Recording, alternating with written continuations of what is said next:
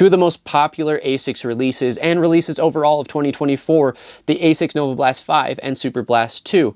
Which should you buy? Which is the better purchase and which is right for you? Let's break it down. What's up everybody, I'm Eric McIntyre, aka Rad Dad Bod, and you're watching Rad Dad Bod TV, where we review running shoes. Today we're gonna be doing a breakdown between the Novablast and Superblast, and if it's your first time watching one of my videos, you may notice some timestamps below. Feel free to jump around throughout this comparison, but if you do so, I would sure appreciate it if you came back and watched the full video when you get a chance, as I put a lot of time and effort into these. Now, if you're not already subscribed, hit that subscribe button, and if you haven't enabled notifications, please do so now, as I drop videos every Monday, Wednesday, and Friday. And lastly, if you like what you see today, please leave a like, leave a comment, tell me what you enjoyed or what other comparisons or breakdowns you would like to see going forward. Now, some quick disclaimers and disclosures on these shoes. I actually bought the Superblast 2 with my own money. I actually got them off of StockX because I couldn't get them in stock anywhere else. And then the Novablast 5 was provided to me through my local running store in association with ASICS, but I was not asked to make any videos. I'm not being paid in any way by the brand. They're not gonna watch this video beforehand. All thoughts are entirely my own. Now, with that out of the way, let's talk about the intended use of these two shoes. Now, although they look very, very similar, these two shoes couldn't be any more different in terms of usage. The Superblast is what's known as a super trainer, specifically a max cushion super trainer, and super trainers are supposed to be utilized primarily in marathon training as the training companion to a super shoe. The general idea of a super trainer is that you don't want to be using your race day shoes in every workout that you do, especially those marathon long runs where you may be running 20 miles with, 10 to 16 miles of quality or something along those lines. And so with that in mind, you may use your super trainer in training to handle the bulk miles and then keep your race day shoes fresh and maybe just use them for a few sessions before your actual race. On the other side, we have the Novablast 5, which is what I would call a standard daily trainer, where this is just going to be handling kind of your normal standard miles. Maybe it's a recovery run, maybe it's an easy run, maybe it's a steady run. I mean, you even could take this shoe to some workouts for the most part, but it's not going to really excel in those areas. It's supposed to be more of a workhorse for kind of daily normal paced runs. The price point also tells the same story, as more expensive shoes tend to be more catered towards like race specific work or speed work. Like the faster you run in the shoe, oftentimes the more it's going to cost for the most part. But for the Novablast, you have a $150 price point, and over on the Superblast, you basically have a $200 price point. Moving to the specs on the Novablast, it's coming in at 9.0 ounces and 255 grams, and on the Superblast, it comes in at 8.8 ounces and 249 grams. So surprisingly, you can see these two shoes. This one's a lot taller, and I'll talk about stack here in a second, but it's actually lighter, and that's just because of some of the materials that are used in comparison. Now, talking about that stack, the Superblast comes in at 46 in the heel, 38 in the forefoot for an 8mm heel to toe drop, and then the Novablast comes in at 41.5 in the heel, 33.5 in the forefoot, and an 8mm heel to toe drop. So similar 8mm drop setup, and these two shoes, frankly, are supposed to be used kind of in the same rotation in tandem with each other, and so they're gonna have a general look and feel that is going to be similar, but the Superblast has 4.5 more millimeters in the heel and the forefoot. So it's going to be a taller overall shoe. Now, the fit does differ a little bit between these shoes as well. I found that Novablast was a little bit more roomy. It's a little bit more streamlined than like the Novablast 4 past Novablast models, but it's still a wider overall or accommodating overall fitting shoe. It's wide foot friendly, but not necessarily what I would call like true wide. Lengthwise though, I would go with your normal size. This is what I would call true to size. And the same is true on the Superblast. I would say true to size lengthwise, but I found that it actually fit a little bit more narrow in the midfoot, and then you kind of had like a roomy or standard toe box and heel. So I found that the Superblast does fit a little bit more narrow than the Novablast overall.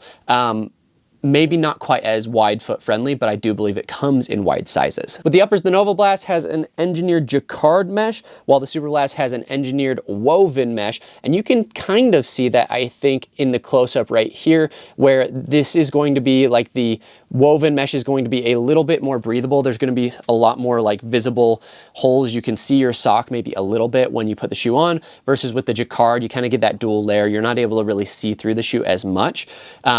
I found that the Superblast was a little bit more breathable, and I think that's where they're saving some of the weight as well in the shoe. So that's how the Superblast, despite being a lot taller of a shoe, is a little bit lighter than the Novablast 5.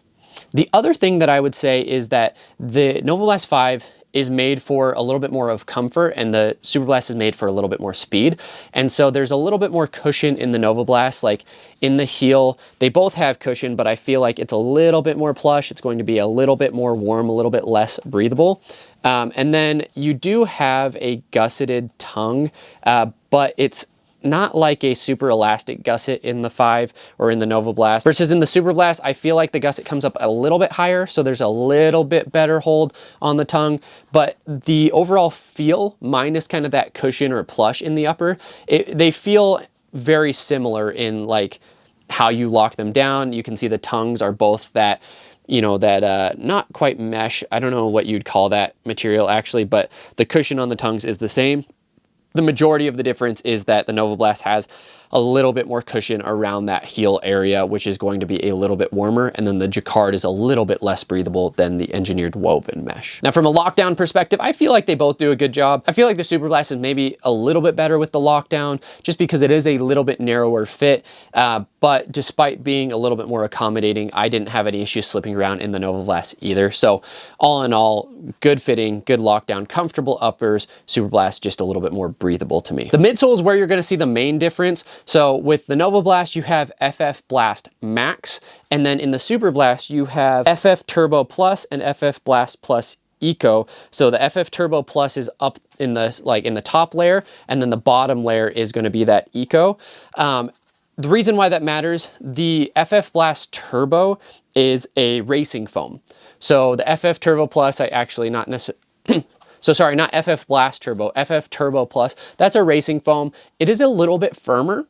It is a lot more responsive. So you're getting a responsive foam underfoot. This shoe isn't squishy to me. I thought it was gonna be really squishy, but no, it actually firms up a little bit, especially as you're running in it. It doesn't squish or mush down quite at all. And it's almost like, not snappy the same way like a carbon fiber plated shoe would be, but it pops off the ground, it bounces off the ground quite a bit. You can hold some really nice paces in this shoe. Meanwhile, with the FF Blast Max, it is a softer foam overall. It is softer than the 4. It's not mushy. Some people have said mushy. It's not mushy, but it is soft. But same thing, when you run fast and try and compress this foam, it doesn't squish down so much as it feels like it kind of rebounds, and it does give you a decent amount of energy return. Now this is more so, the Superblast 2 is designed for faster paces versus the Novablast. I feel like it feels a little bit more comfortable with easy paces. So the main difference between the two, more responsive foam, more propulsion, more bounce, less responsive foam, a little bit softer, made better for daily running. I did some daily running in the Superblast. There's no plate, and that's really where I draw the line, is like if a shoe has a plate, I don't want to use it daily or for kind of standard runs, easy runs, anything like that. That's one of the pluses of the Superblast 2, is it's going to be a lot more versatile overall, because neither of these shoes is going to be great at short intervals. It's not really what they're built for, but the Superblast 2, in my mind, is going to outperform the Novablast in every other category, except for maybe easy running if you don't like a slightly firmer foam or a more responsive foam like that on your easy runs, because you're trying to relax and not push the pace, in which case the Novablast might be a better option for you. Now, that's not a knock on the Novablast by any means. This was my standard daily trainer of the year in 2024. It's hard to compete again, and the price points kind of show that overall. Now from an outsole perspective, you have the Ahar low rubber in the Novablast, and then you have the ASICS grip rubber in the Superblast. I had no traction issues from either of these shoes. Some people are saying that they are having traction issues with the softer rubber, which that Ahar low rubber is a little bit softer than the ASICS grip. So especially with us being in winter right now, some roads may be slick, icy. Be careful with the Novablast 5. I had no issues. I've run on some slightly icy roads, was not slipping around. Doesn't mean you might not. Terrain may vary, so just be aware of that. But solid overall. The biggest thing, again, the Novablast rubber is going to be a little bit softer, and then the ASICS grip rubber on the Superblast is a little bit firmer. Durability wise, both of them are holding up really, really well through about 50 miles, but I haven't done much additional testing on either of them since putting those miles on. So I can't speak to the long-term durability of the shoes.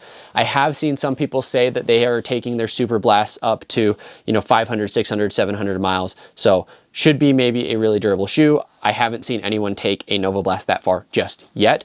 but I bet you can get a lot of durability out of it as well. Now, as far as my pick, it's really hard because both of these shoes are basically made for different things, but the Superblast 2 was my #1 shoe in 2024. It's just so versatile, it's so responsive, it's so fun, and it doesn't have a plate, which means I can use it way more than most fast shoes. So for me, is it worth the extra 50 bucks to get the Superblast? For me, yes, but I'm a shoe nerd. I'm not necessarily a runner who does like a 1-shoe rotation. I get a lot of shoes for free. I also buy some, but with that, like, it was worth it to me to get the Superblast, and I've heard similar sentiments from a lot of people. It's hard to beat 100, actually I think it's 140 now that I think about it. It's hard to beat a $140 shoe. So really, really solid.